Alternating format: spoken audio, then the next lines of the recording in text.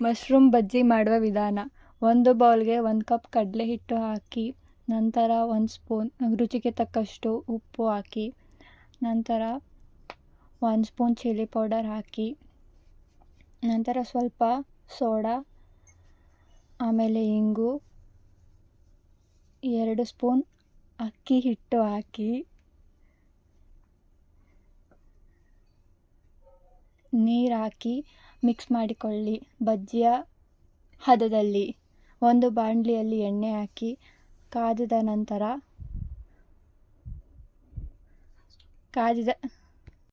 ಕಲಸಿದ ಹಿಟ್ಟಿನಲ್ಲಿ ಕಡಲೆ ಹಿಟ್ಟಿನಲ್ಲಿ ಮಶ್ರೂಮನ್ನು ಅದ್ದಿ ಎಣ್ಣೆಯೊಳಗೆ ಬಿಟ್ಟು ಕರೆಯಿರಿ.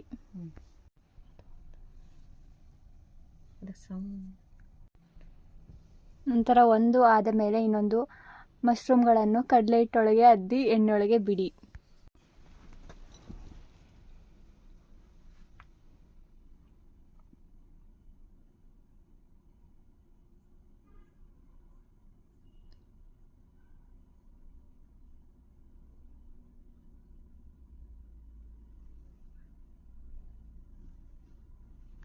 ಎಲ್ಲ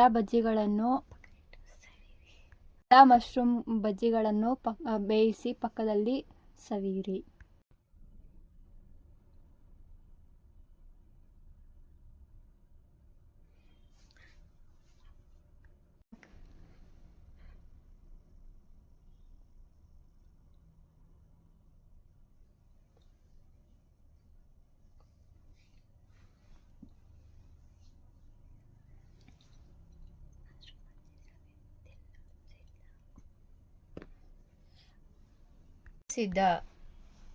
ಏನೇನು ಬಂದಾಯ್ತು ಅಲ್ಲಿ ಲಾಸ್ಟ್.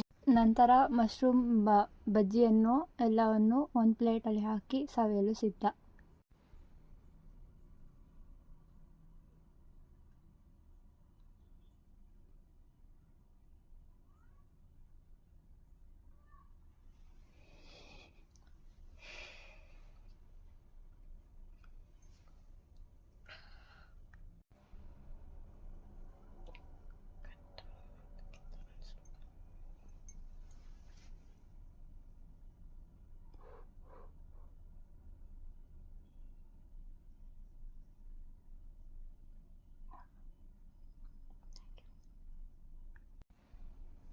ಹಾಗೆ ನಮ್ಮ ವಿಡಿಯೋ ಇಷ್ಟ ಆಗಿದ್ರೆ ಲೈಕ್ ಮಾಡಿ, ಸಬ್ಸ್ಕ್ರೈಬ್ ಮಾಡಿ, ಬೆಲ್ ಬಟನ್ ಒತ್ತಿ. Thank you.